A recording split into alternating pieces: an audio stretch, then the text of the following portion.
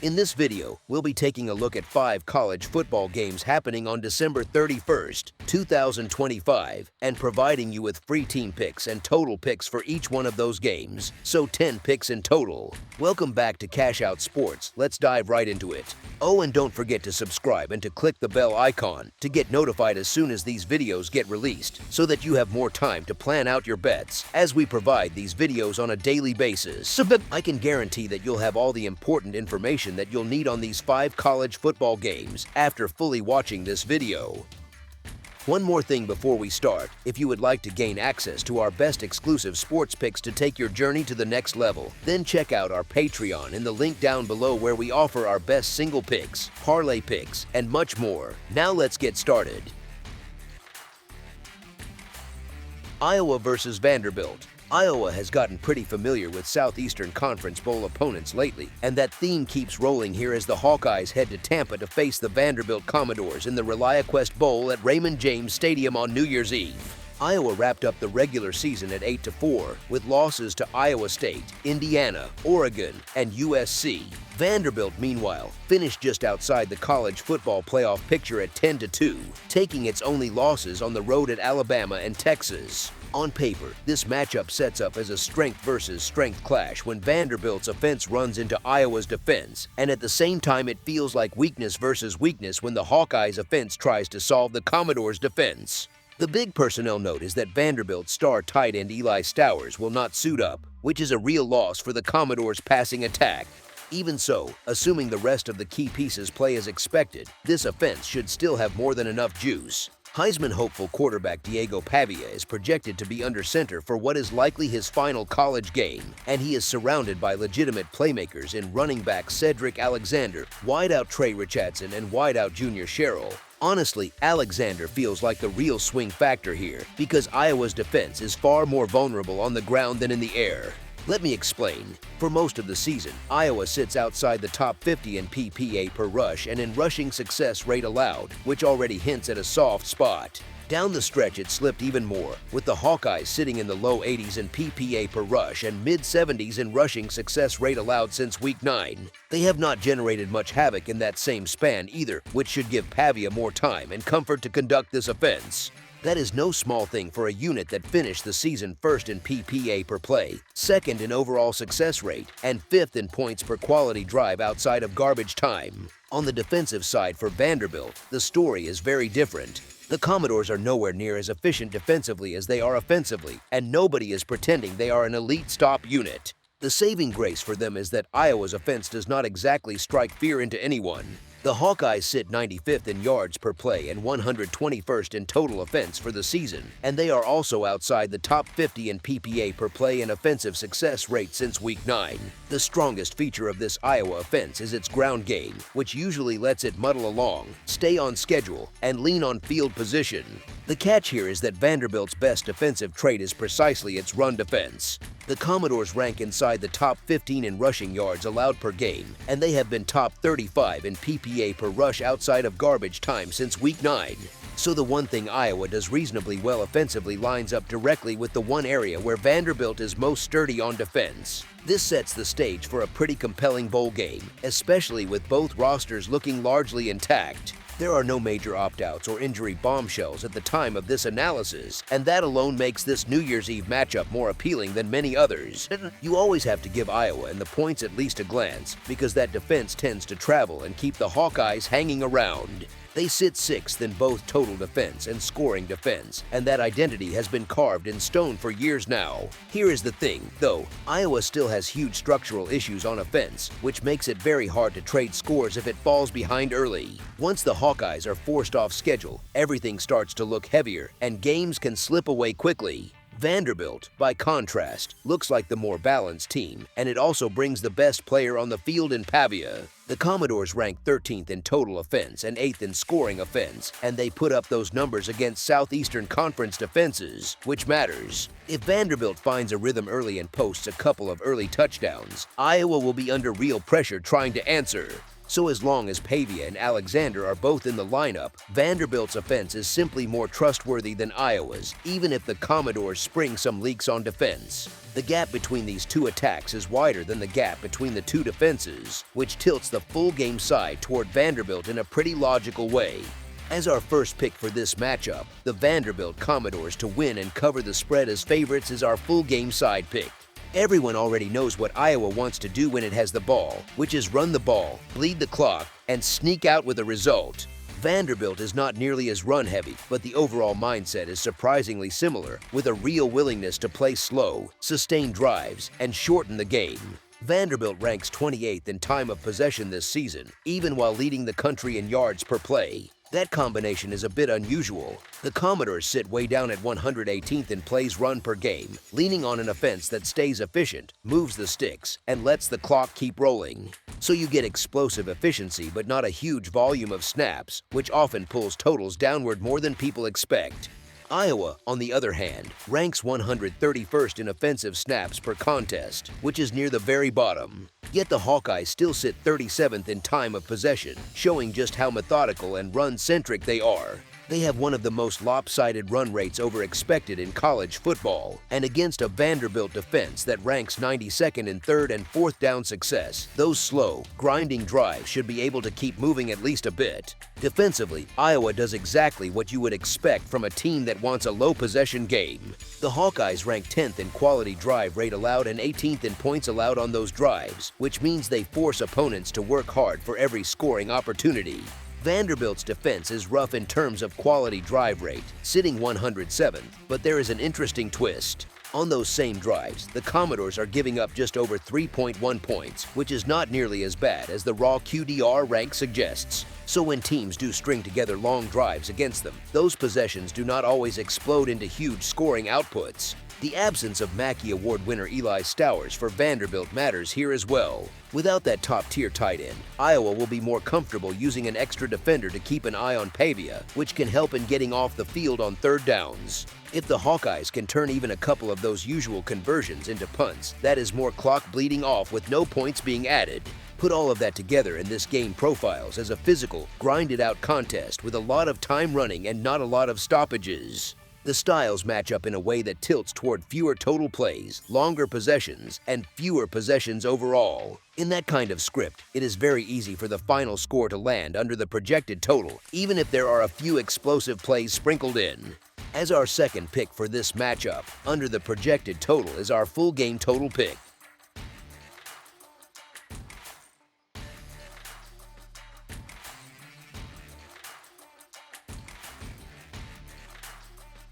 Arizona State versus Duke. The Arizona State Sun Devils match up with the Duke Blue Devils in the Tony the Tiger Sun Bowl, played down in El Paso. It is a fitting bowl name for a game with two different flavors of Devils, one trying to salvage a bruised season and the other riding the momentum of a conference title. Duke is coming off that Atlantic Coast Conference Championship win over a strong Virginia team back on December 6th, where the offense stacked up 333 yards, 19 first downs, and 4.8 yards per snap. The Blue Devils were far from perfect. They went just 6 of 16 on third down and drew 8 penalties, which is a lot of self-inflicted trouble. Even so, they kept moving the ball enough to stay in control. On defense, Duke allowed 344 yards and 25 first downs, plus 7 of 15 on third down, but they did snag 2 interceptions. With a little help from overtime, Duke has now scored 27 points or more in 3 straight games, and they won all 3. Arizona State comes in from the other direction emotionally after a rough second half against Arizona, where the Sun Devils finished with only 12 first downs, went 3 of 11 on third downs, and coughed up the ball 5 times. That is the kind of box score you try to forget. Before that, though, Arizona State had scored 24 or more points in 3 straight games, and every one of those was a win, which shows there is still some real bite left in this offense when things click. Duke being the champion of the Atlantic Coast Conference still feels a little strange to say, especially for a group sitting at 8-5.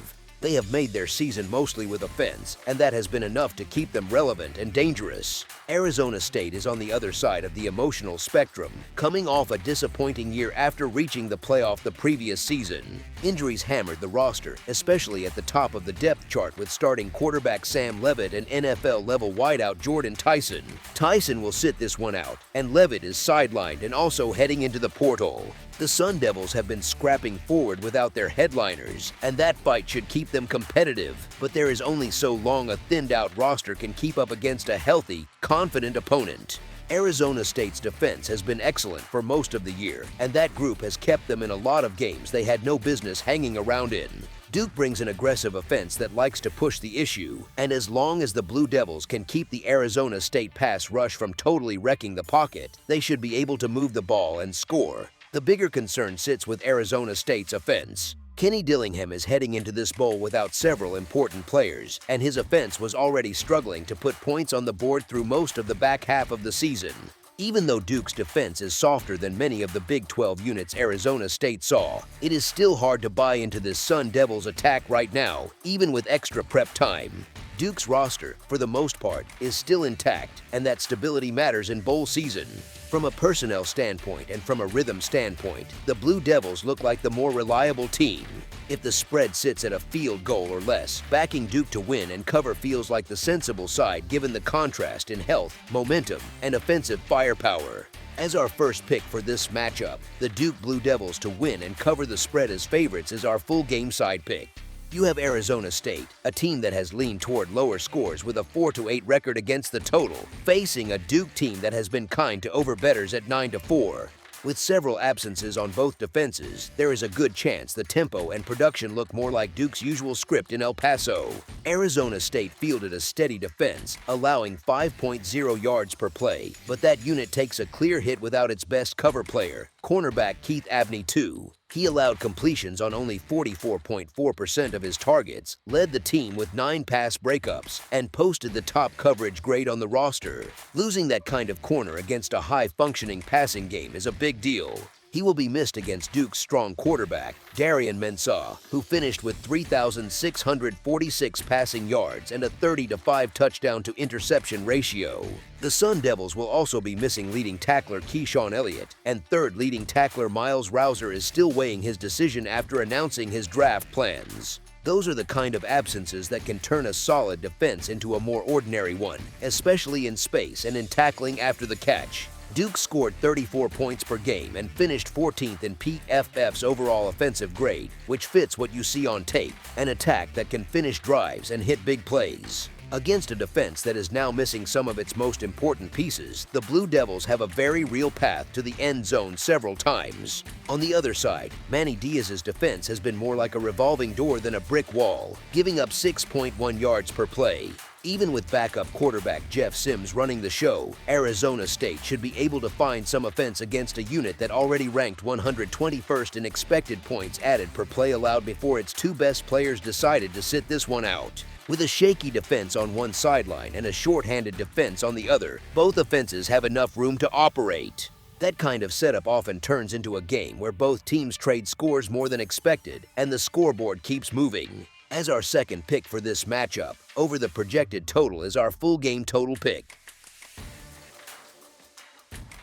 Michigan versus Texas. The Sharon Moore firing sent a shock through the college football landscape, and it could have gone sideways fast for Michigan. Instead, the team seems to have circled the wagons around interim coach Biff Poggi, with only 3 players choosing to sit this one out before flying to Orlando. Texas, on the other hand, is dealing with a long list of absences, especially on the defensive side of the ball. For a group that leaned heavily on that defense all season, that is no small thing. The Citrus Bowl is not exactly the dream destination for either the Texas Longhorns or the Michigan Wolverines. Both came into the year with higher expectations, but each had its own issues that kept it out of the bigger bowls. For Texas, the problem was straightforward. The offense simply never became what it was supposed to be. Arch Manning did not progress the way so many people expected, and the Longhorns finished the regular season ranked 92nd in offensive success rate. Given the talent on that roster, that number still feels jarring. For Michigan, the surprise weakness was the pass defense. You could see the warning signs early when the Wolverines got lit up by the New Mexico passing game to open the season, and that theme never really went away. They ended the year sitting 93rd in defensive success rate against dropbacks. Because of Texas's own passing problems, it will not be easy for the Longhorns to truly exploit that Michigan vulnerability. That mismatch in strengths and weaknesses matters a lot when you are talking about who is more likely to keep things close. The strength of this Texas team has clearly been its defense, loaded with future NFL players. The Longhorns came in ranked 15th in opponent expected points added per play, which shows how consistently they made life hard on opposing offenses. The catch is that between NFL draft decisions and transfer portal moves, they will be missing 7 starters from that side of the ball in this game. Now that depleted defense has to deal with a version of Bryce Underwood that looks refreshed and energized. The freshman quarterback had a choppy season, plenty of highs and lows, but still finished with 2,229 passing yards and 323 rushing yards. He has sounded genuinely excited about the Kyle Whittingham hire, which gives the fan base at least some hope that he will stay in Ann Arbor. And he is not alone. Only 3 Michigan players are sitting out this bowl, which is a strong indicator of how locked in that locker room is right now. The coaching change might quietly be the best thing that could have happened to this program, especially for a one-game showcase spot like this. Texas is being priced as if it should have been in the college football playoff, and on the surface that tracks because Michigan is in a coaching transition.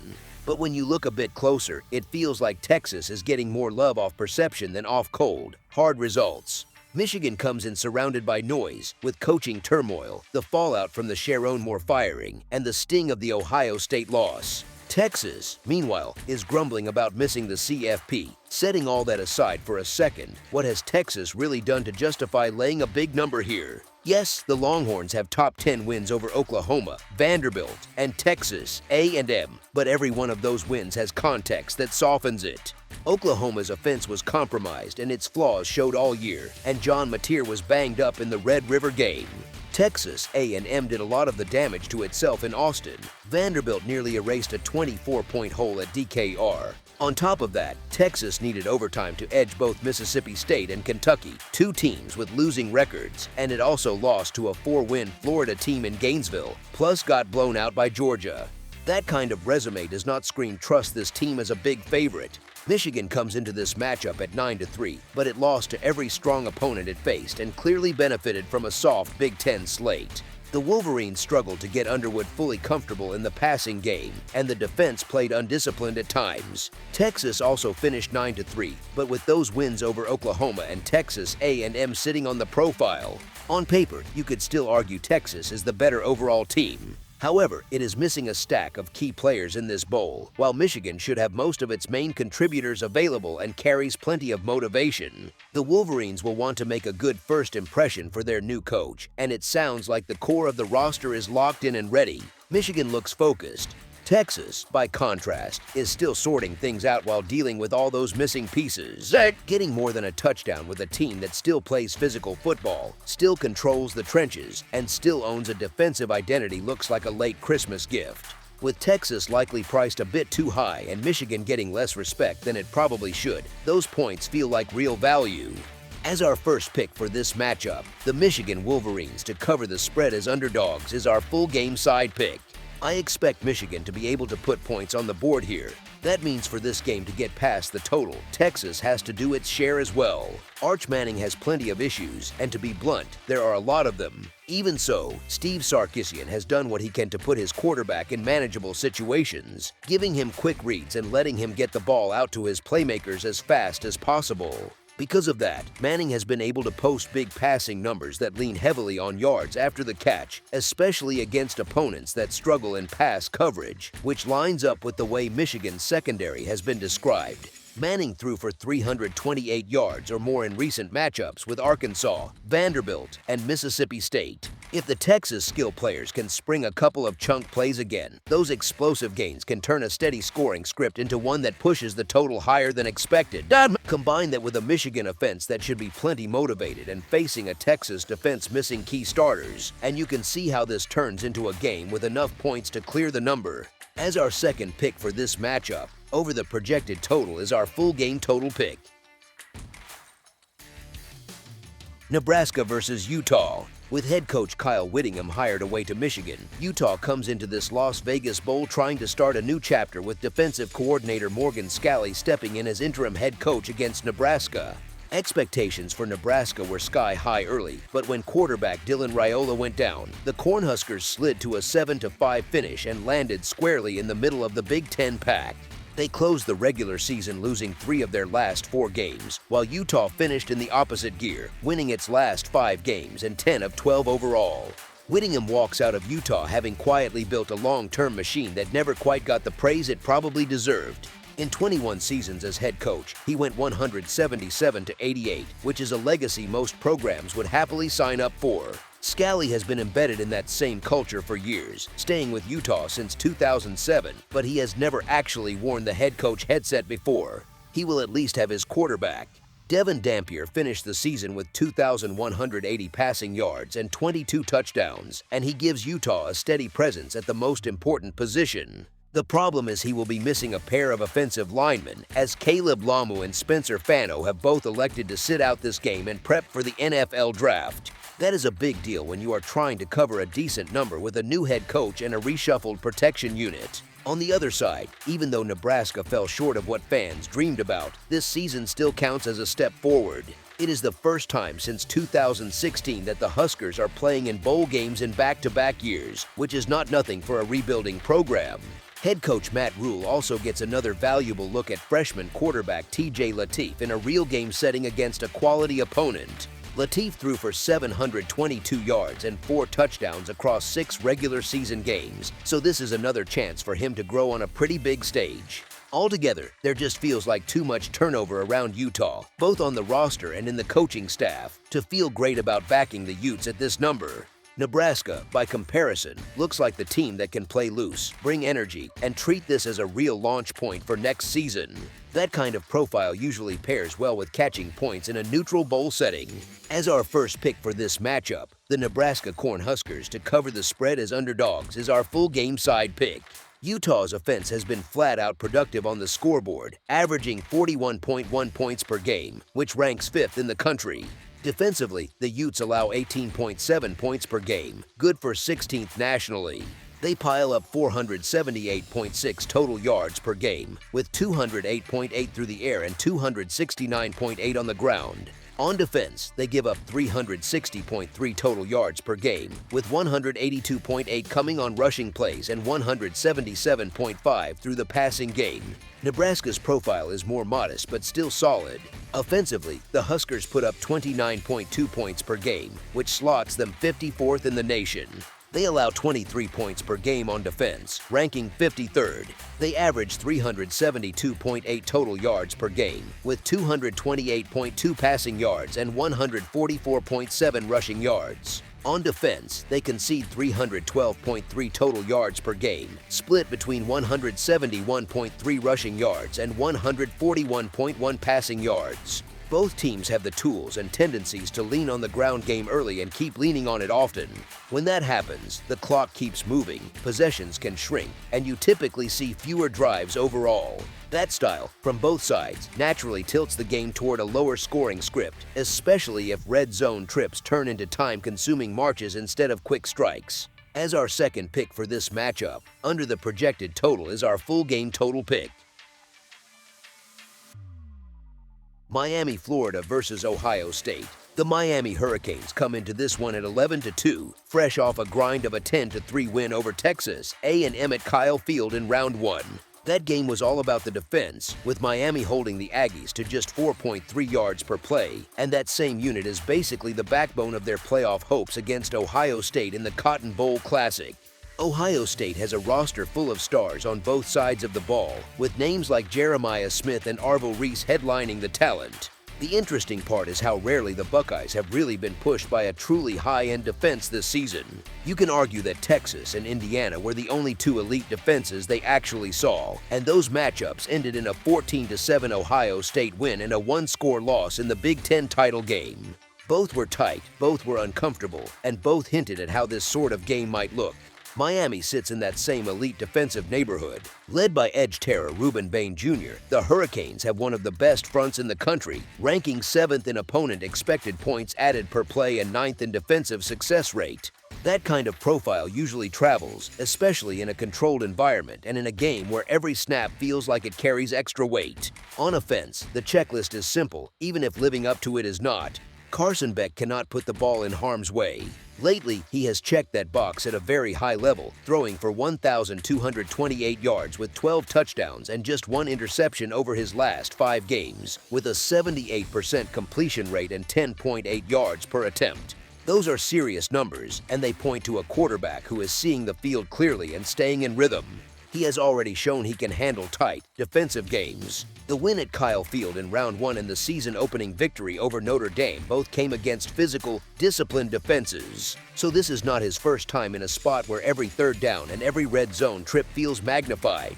Ohio State has rolled most of the year, on offense and on defense, and the market has rewarded that. The Buckeyes are 10 to 2-1 against the spread, an 83.3% cover rate that puts them just behind Texas Tech on the season. They deserve to be favored, and the rest advantage plus name value only helps their side of the line. Still, this number is not exactly light. It is easy to treat Miami like a pretender because of ugly losses to Louisville and SMU. On paper though, player for player, this Miami team stacks up with almost anyone. They are strong in the trenches and have the physical edge to control large chunks of the game, very similar to what Indiana did when it made life miserable for Ohio State. Miami can generate pressure with its front without sending extra rushers. It has playmakers in the secondary, and the offense has enough skill talent to punish mistakes. People forget how quickly the perception shifted. After a 5-0 start with wins over Notre Dame and Florida State, plenty of folks were calling Miami the best team in the country. This is not some plucky underdog from nowhere. It is a roster loaded with speed and size. Miami also has not been catching 7 or more points since November 2023, which adds to the sense that this line has a tone of disrespect to it. Here is where it lands. It honestly feels more realistic that Miami wins the game outright than it does that Ohio State runs away and wins by double digits. There are real fears that creep in. Mario Cristobal's game management history and the possibility of a Beck meltdown are enough to keep the money line a bit scary. But when you focus on the spread and how these two match up physically, taking the points makes a lot of sense. As our first pick for this matchup, the Miami Hurricanes to cover the spread as underdogs is our full game side pick. This total is reacting hard to Miami's 10-3 win in Round 1 and Ohio State's 13-10 loss in the Big Ten title game. Those are very fresh in people's minds, so it is natural for bettors to picture another low-scoring slog. The issue is, both offenses are a lot better than those final scores suggest. Miami ranks 14th in expected points added per play and 10th in offensive success rate. Ohio State has been even sharper, ranking 4th in expected points added per play and 1st in success rate. With that kind of efficiency on both sides, a scoreline more in the 24-21 or 27-20 range feels much more realistic than another game that stalls out in the teens. If this Cotton Bowl is going to get past the total, Miami's offense will need to keep its part of the bargain, and that likely means Beck continuing to lock in on freshman wideout Malachi Toney. This matchup is loaded with receiver talent on both sidelines, and Toney is right in that mix. He is playing his best ball of the season, with 35 catches for 348 yards and 5 touchdowns over his last 4 games, and he has scored at least once in every one of those contests. That kind of consistency, especially in the red zone, is exactly what pushes totals upward. In a game where both quarterbacks have reliable weapons and both offenses grade out as efficient, a number this low feels out of step with the full season profile. You can still get strong defensive stretches and a handful of key stops, and the game can still end up with enough points to clear the total comfortably. As our second pick for this matchup, over the projected total is our full game total pick. That's all for now, so if you have any other games you would like reviewed, then leave a comment down below with the game you would like analyzed, subscribe to our channel, leave a like on this video, and we'll get to it as soon as we possibly can. We would also love to hear your opinion on the picks presented to you in this video, whether you agree or disagree with them, so leave a comment down below and do let us know.